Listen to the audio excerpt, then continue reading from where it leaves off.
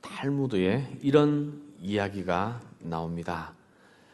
세 가지 얘기하고 있는데, 세상에서 가장 현명한 사람은 누구인가?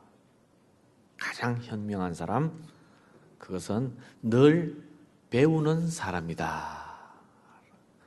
세상에서 가장 강한 사람은 누구인가? 자기를 이기는 사람이다.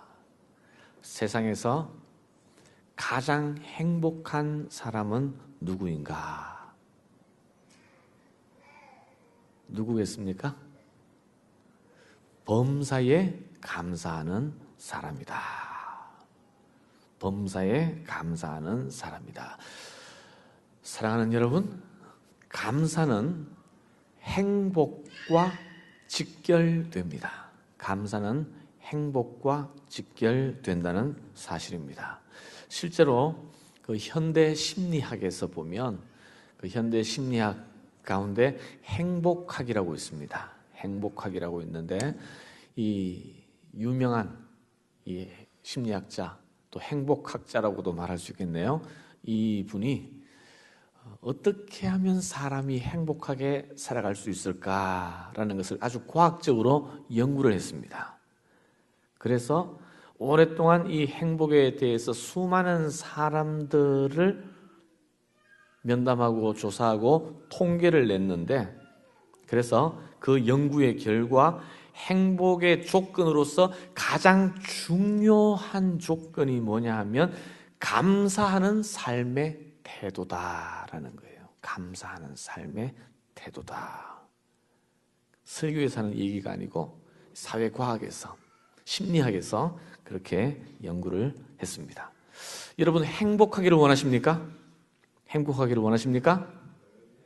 그러면 감사의 삶을 우리가 배우고 훈련할 수 있어야 한다라는 거예요. 이 골로새서는 감사의 서신이라고 할 수 있습니다. 감사에 관한 유명한 성경 구절들이 이 골로새서에 보면 전반적으로 가득 차 있습니다. 우리 한번 찾아볼까요? 우리 골로새서 1장부터 한번 보겠습니다. 한 장에 하나씩만 제가 말씀해 보도록 하겠습니다. 여러분 혹시 볼펜 있으시면 밑줄을 치셔도 좋을 것 같습니다. 동그라미를 치셔도 되겠습니다. 1장 3절을 한번 보십시오. 우리가 너희를 위하여 기도할 때마다 하나님 곧 우리 주 예수 그리스도의 아버지께 감사하노라. 기도할 때마다 감사한다고 했습니다. 감사한다. 2장 7절을 한번 보시겠습니까? 2장 7절 그 안에 뿌리를 박으며 세움을 입어 교훈을 받은 대로 믿음에 굳게 서서 다 함께 감사함을 넘치게 하라. 우리의 믿음이라는 것은 감사로 나타나야 한다는 거예요. 믿음은 곧 감사입니다. 3장 15절 한번 보시겠습니까? 오늘 그 안에 본문이 있습니다. 그리스도의 평강이 너희 마음을 주장하게 하라. 평강을 위하여 너희가 한 몸으로 부르심을 받았나니 또한 너희는 감사하는 자가 되라. 평강, 감사. 그리스도의 말씀이 너희 속에 풍성히 거하여 모든 지혜로 피차 가르치며 권면하고 시와 찬미와 신령한 노래를 부르며 마음에 감사함으로 하나님을 찬양하고, 우리가 예배하는 것도 찬양하는 것도 감사로 드려야 한다는 거예요. 또 무엇을 하든지 말에나 일에나 다 주 예수 그리스도의 이름으로 하고 그를 힘입어 하나님 아버지께 감사하라. 4장 2절 한번 보시겠습니까? 4장 2절 기도를 항상 힘쓰고 같이 시작. 기도에 감사함으로 깨어 있으라. 여러분, 기도는 감사입니다. 성경은 이렇게 우리에게 감사를 요구하고 있습니다. 하나님은 우리가 감사하기를 기뻐하세요. 감사의 기도, 감사의 예배, 감사의 찬양, 늘 감사로 가득한 삶, 심지어 모든 일, 범사에 감사하는 자가 되기를 우리 하나님은 기뻐하신다라는 거예요. 여러분, 왜 이렇게 감사가 중요할까? 그리스도인의 삶에 있어서 감사는 어떤 의미가 있고 어떤 능력이 그 안에 나타날 수 있을까? 오늘 본문을 통해서 감사를 중심으로 세 가지를 살펴보려고 합니다.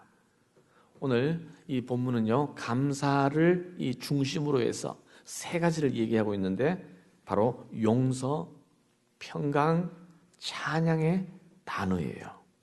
이 세 가지의 기초가, 이 세 가지의 밑바닥에 바로 감사가 흐르고 있다라는 것을 오늘 본문 말씀은 우리에게 보여주고 있습니다. 자, 먼저 13절, 14절 한번 보시겠습니다. 누가 네게 혐의가 있거든 서로 용납하여 피차 용서하되 주께서 너희를 용서하신 것과 같이 너희도 그리하고 이 모든 것 위에 사랑을 더하라. 이는 온전하게 매는 띠니라. 여러분, 용서는요, 감사의 마음에서 나오게 됩니다. 우리가 서로 용납할 수 있는 힘은 하나님의 은혜에 대한 감사에서 나올 수 있다라는 거예요. 우리는 그 단적인 예를 요셉을 통해서 발견할 수가 있습니다. 요셉은 예수님 외에 성경에서 발견할 수 있는 가장 위대한 용서의 사람이었습니다. 창세기 45장 5절에서 8절을 제가 읽어드리겠습니다. 요셉이 한 말이에요. 당신들이 나를 이곳에 팔았으므로 근심하지 마소서, 한탄하지 마소서. 하나님이 생명을 구원하시려고 나를 당신들 앞서 보내셨나이다. 이 땅에 2년 동안 흉년이 들었으나 오직 5년은 기경도 못하고 추수도 못할지라.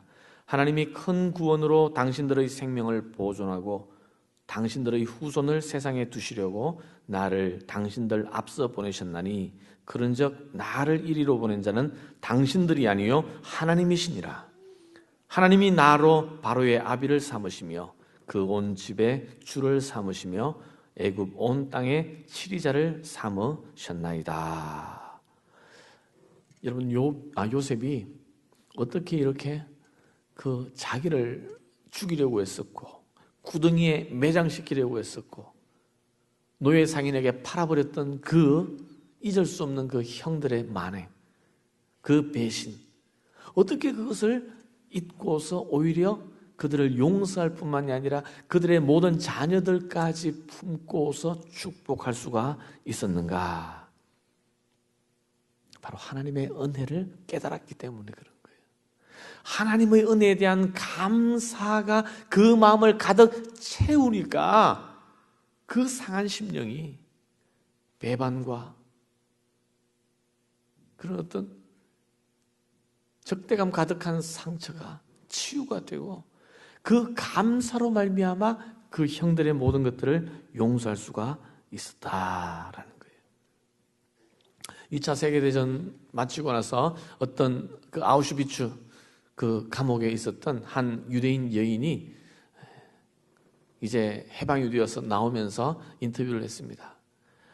어떤 기자가 앞으로 어떻게 인생을 살고 싶냐고, 정말 죽음에서 건져진, 죽음 끝까지 갔다가 살아난 그러한 부인이었는데 앞으로 어떤 인생을 살고 싶습니까?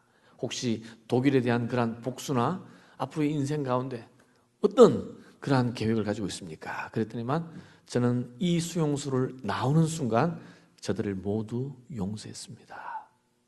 왜냐하면 나의 이 죽음 끝에서 허락된 이 소중한 내 생명, 내 삶을 저들로 인해서 더 이상 더럽히고 싶지 않기 때문입니다. 그래서 완전히 자기는 용서하고 새로운 삶을 살 것이다 라고 고백을 했습니다. 여러분, 우리가 누군가를 용서하지 못하면 그 가장 큰 피해는 누구냐 하면 가해자가 아니라 바로 자기 자신이라는 사실을 우리가 분명히 깨달아야 합니다. 요셉은 그 형들을 용서했어요. 이 부인도 나치를, 독일인들을 용서했습니다. 왜냐하면 그들의 하나님에게 허락된 인생을 너무나 귀하게 감사함으로 받았기 때문에 그렇게 할 수 있었다는 거예요. 여러분, 사랑하는 성도 여러분, 혹시 여러분들 삶 가운데 어떤 누군가에 대한 어떤 불만, 미움, 원한 이런 것들로 인해서 혹시 불편하시거나 마음이 괴로운 분이 있습니까? 용서의 문제 때문에 아직도 갈등하는 분이 있습니까? 오늘 추수감사절 하나님의 은혜 앞에서 감사함으로 감사의 영성을 회복할 수 있는 은혜가 있기를 주님의 이름으로 축원합니다. 용서하는 것만이 이길 수 있는 비결이에요. 자, 오늘 본문을 관찰하면 두 번째로 이 감사가 평강으로 연결되어 있는 것을 우리가 발견할 수 있습니다. 3장 15절을 우리가 같이 한번 읽어 보시겠습니다. 15절입니다. 시작. 그리스도의 평강이 너희 마음을 주장하게 하라. 평강을 위하여 너희가 한 몸으로 부르심을 받았나니 또한 너희는 감사하는 자가 되라. 평강과 감사, 감사와 평강, 이 두 가지가 연결되어 있다는 거예요. 여러분, 이스라엘 백성들이 광야길에서 왜 그렇게 그들은 불평과 원망에 붙들려 있었는지 아십니까? 하나님께서 그들을 먼저 불러주셨습니다. 그리고 그들에게 분명한 가나안의 약속을 주셨습니다. 하나님의 약속입니다. 그 하나님의 약속은 분명히 실패하지 않을 거예요. 그리고 그들은 그 증거로서 감히 바로에게서 해방될 수 있는 그런 기적을 그들은 체험했습니다. 홍해를 건넌 사람들입니다. 광야의 무수한 이적들을 눈으로 보았던 사람들입니다. 그러나 그들은 감사하는 삶을 살지 못했어요. 늘 불평과 원망에 붙들려서 정말 불행한 삶을 살았습니다. 그리고 그 불행한 삶의 결과로 가나안 땅에 결국 들어가지도 못했습니다. 하나님이 약속해 주셨건만 그들이 믿음이 없었던 연고로 그 가나안 땅을 들어가지도 못했다는 거예요. 만약 이런 가정을 해보는 거예요. 역사에는 가정이 없습니다만, 그러나 만약 그들에게 믿음이 있었다면, 그들에게 감사가 있었다면, 그들은 영원히 이집트에서 노예로 살 수밖에 없는 그들이었는데 하나님께서 그들을 불쌍히 여겨주셨고 모세를 통해서 많은 이적을 통해서 그들이 홍해를 건너게 되었습니다. 그렇다면 이제 믿음을 가지고 하나님을 신뢰하면서, 하나님, 지금 우리는 광야 가운데 있습니다. 아직까지는 우리에게 가나안이 보이지 않습니다. 아직까지는 우리에게 먹을 것이 없고 마실 것이 없고 아직도 고기가 그리운 그러한 사람들입니다. 그러나 우리를 홍해에서 건너게 하신 하나님, 바로의 앞지에서 우리를 구원하신 하나님, 그 하나님께서 우리에게 분명한 비전과 약속을 주셨기 때문에 우리는 하나님을 신뢰합니다. 불평하지 않겠습니다. 하나님이 인도하시는 그 걸음을 우리는 담대하게 믿음으로 걷겠습니다. 이렇게 믿음으로 감사함으로 하나님 앞에 나아갔다면 그 광야 40년의 시간은 얼마나 짧아졌을까요? 그들은 모두가 다 가나안의 그 축복을 누릴 수 있게 되었을 거예요. 그리고 그들 가운데 더 이상 염려와 불안과 불평, 원망이 아니라 감사함으로 행복한 여정을 보낼 수 있었으리라 믿습니다. 여러분, 감옥과 수도원의 차이점이 뭔지 아세요? 감옥과 수도원에는 공통점이 있습니다. 바로 사회로부터 격리되어 있습니다. 분리되어 있는 곳이에요. 세상으로부터 고립되어 있습니다. 그리고 생활이 편하지가 않습니다. 자유가 제한되어 있습니다. 좋은 음식이 있는 것이 아닙니다. 생존을 위한 아주 필수적인 것들만 제공이 되는 곳입니다. 그러나 감옥과 수도원에는 엄청난 차이가 있습니다. 어떤 차이가 있습니까? 감옥에 있는 사람은요, 불평과 원망으로 생활하고 있지만 수도원에 있는 사람들은 하나님의 은혜에 대한 감격과 감사로 살고 있다는 차이입니다. 감옥에 있는 사람들 가운데 감사하면서 사는 사람들이 있을까요? 만약 수도원에 있는데 불평과 원망으로 그 수도 생활을 하고 있는 사람이 있을까요? 만약 그렇다면 그 사람은 수도원에 있지만 그곳은 감옥일 수밖에 없을 거예요. 여러분, 만족하지 못하고 감사하지 못하면 그곳이 바로 감옥입니다. 우리가 뉴욕에 있든지 이 자유가 충만한 곳 아닙니까? 이 뉴욕은 정말 이 공기 자체에 자유가 가득 차 있어요. 그러나 이 뉴욕에 있지만 어떤 사람은 감옥 같은 생활을 하고 있는 사람이 있을 수 있습니다. 좋은 것들이 너무나 가득해 있는 서울에 살지만 감옥 생활을 하는 사람이 있습니다. 수도원에 있어서도 얼마든지 감옥 생활을 할 수가 있습니다. 그러나 감사가 있으면요, 감옥조차도 그곳이 수도원이 될 수 있고, 감사가 가득하면 그 감옥조차도 행복을 누릴 수 있는 천국 생활을 할 수 있다는 사실이에요. 그래서 어떤 사람은 하나님의 주소는 두 가지가 있는데 하나는 하늘나라이고 또 하나는 감사하는 마음이다 라고 이야기했습니다. 감사가 있을 때 우리의 마음은 평강을 누릴 수 있다는 거예요. 여러분, 다니엘 얘기를 한 번 더 하고 싶습니다. 다니엘은 유대인이었지만 바벨론의 총리 대신까지 올라간 사람입니다. 그래서 식민지 사람이 바벨론 그 대제국의 수석 총리가 되니까 얼마나 많은 사람들이 질시와 시기로 바라보고 있겠습니까? 그래서 주위 사람들은 다니엘을 잡기 위해서 별의별 방법을 다 강구했습니다. 그래서 그들은 앞으로 일정한 기간 동안에 왕 외에 어떤 다른 신에게도 절하지 못하게 하는 법을 왕을 꼬셔가지고 그 법령을 발표하게 했습니다. 왜냐하면 다니엘은 늘 기도하는 사람이었거든요. 그래서 결국 어떻게 되었느냐? 다니엘서 6장 9절에 보니까 이에 다리오 왕이 조서에 어인을 찍어 금령을 내니라. 다니엘이 이 조서에 어인이 찍힌 것을 알고도 자기 집에 돌아가서는 그 방의 예루살렘으로 향하여 열린 창에서 숨기지 않았어요. 열린 창에서 전에 행하던 대로 하루 3번씩 무릎을 꿇고 기도하며 그 하나님께 감사하였더라.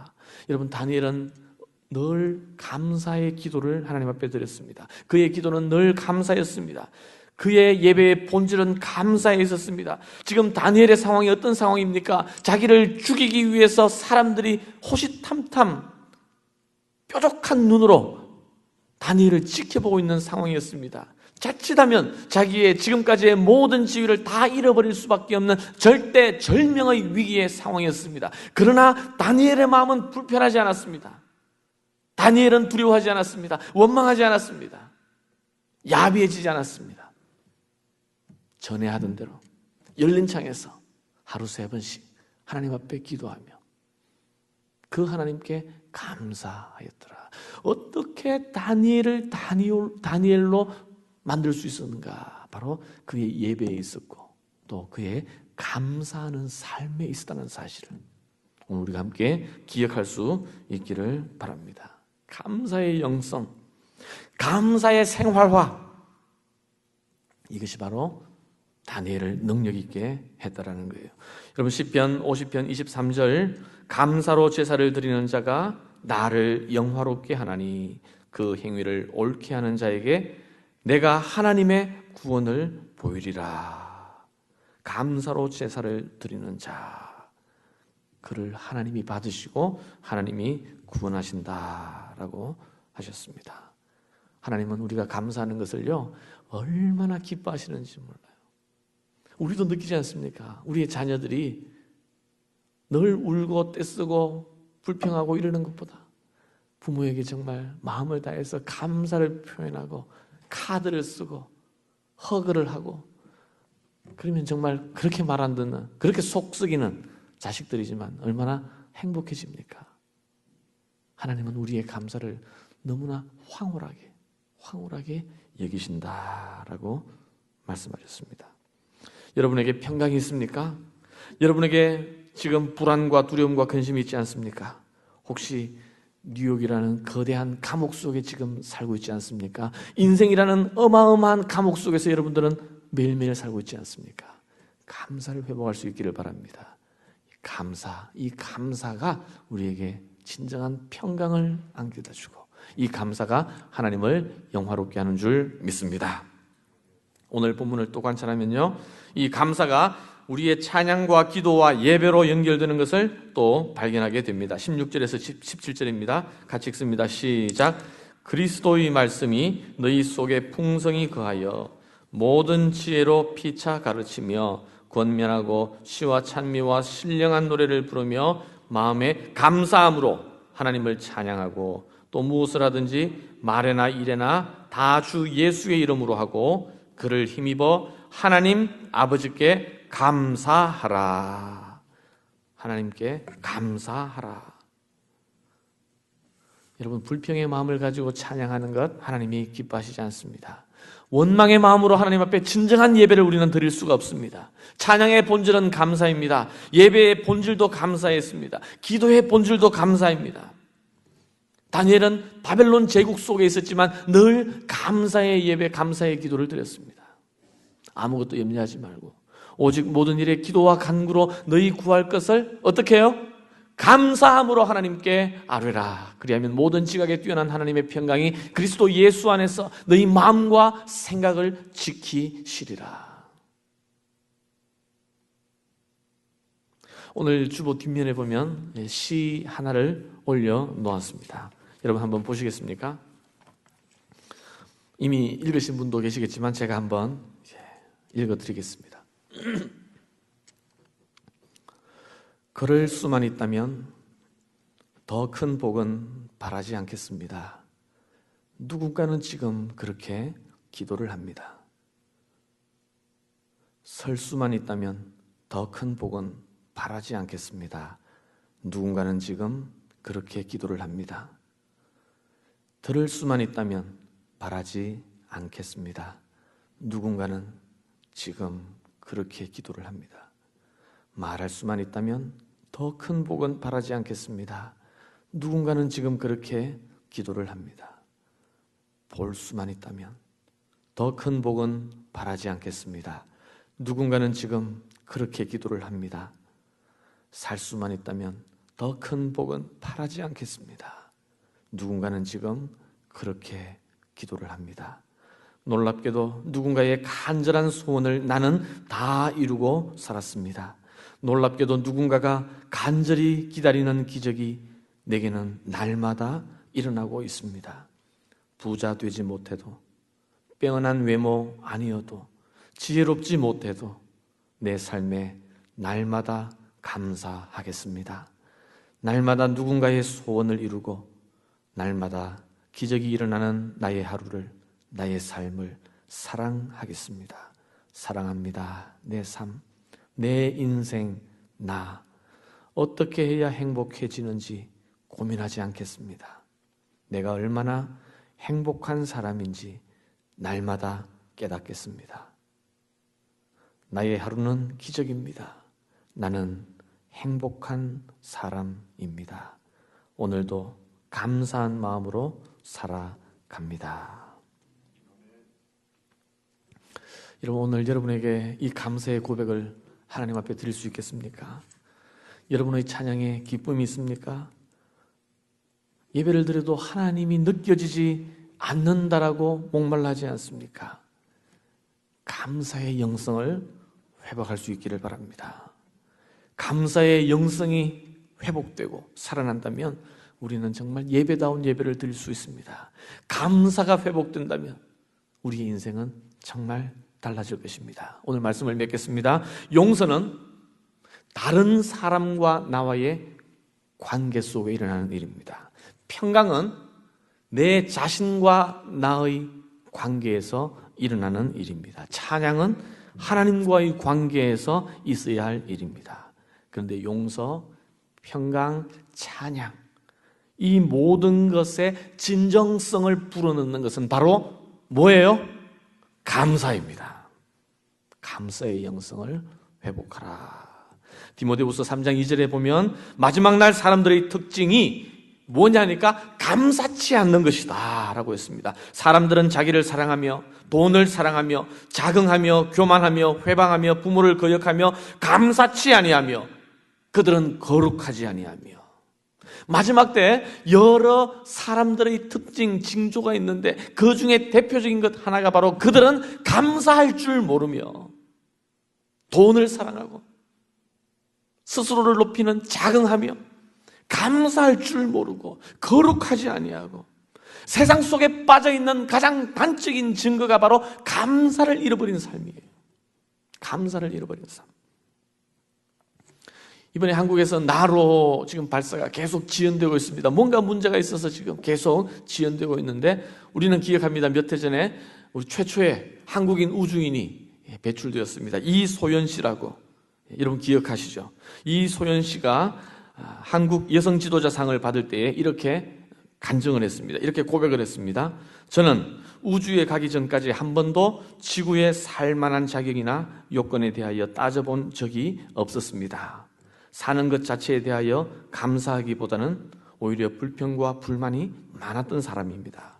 그런데 우주 실험 생활을 거치면서 미처 몰랐던 삶의 중요한 의미를 깨달았습니다.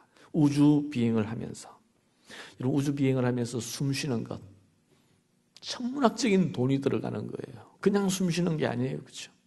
그리고 밥 먹는 것, 우주인의 음식을 만들기 위해서 얼마나 많은 연구원들이 연구를 하고 얼마나 많은 투자를 하는지 몰라요. 그리고 대변 보고 소변 보는 이 사소한 것 하나에 어마어마한 연구와 기술과 재정이 들어가는 것이, 그래서 이런 것들을 몸소 체험하고 눈으로 보면서 사는 것이 정말 공짜가 아니구나라고 깨달았다는 거예요. 지구 밖에 나가서 비로소 지구에서 사는 것에 대해서 진정 감사할 수 있었다는 거예요. 하나님께서는 지구를 우리에게 주셨는데, 이렇게 살기 좋은 환경을 우리에게 주셨는데 우리는 감사하지 못하고 그 하나님의 손길과 은혜를 헤아리지 아니하고 늘 사소한 것 하나하나 때문에 다른 사람과 비교하면서 불만하고 불평하고 원망하고, 이것이 바로 우주인 이소연 씨의 고백이었습니다.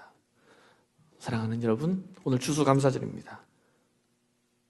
1년 중 어느 한 날이 아니라 정말 오늘만큼은 감사의 영성을 붙잡기 위해서 우리가 몸부림치고 우리 안에 정말 감사로 하나님 앞에 영화롭게 하는 제사를 드려야 할 날입니다. 우리가 이런 감사로 하나님 앞에 나아갈 수 있다면 하나님이 얼마나 오늘 기뻐하시겠습니까? 진정한 감사가 내 안에서 고백될 때 하나님 우리의 찬양, 기도, 예배를 받으실 거예요. 그 감사의 영성을 회복하게 될 때 우리는 다른 사람과의 관계에서도 풍성함을 용서하고 용납하고, 그리고 내 안에 진정한 평강과 행복을 누리는 그러한 복이 우리 안에 있는 줄 믿습니다. 자, 오늘 여러분 주보를 한번 계속 옆에 한번 보시겠습니까? 이 시간 그냥 우리가 아멘으로 화답하는 것으로 끝나지 말고 지금 이 시간 우리 한번 묵상할 수 있기를 바랍니다. 올 한 해 하나님께서 베푸신 더욱 풍성한 은혜를 헤아려 보며 감사의 제사를 올려 드립시다 라고 있습니다. 이 시간 한번 적어 보시겠습니까? 왜냐하면 또 사랑방에서 적으려고 그러면 또 다시 또 시작하기가 어려워요. 그래서 이 시간 하나님 앞에 우리 조금 시간을 드릴게요.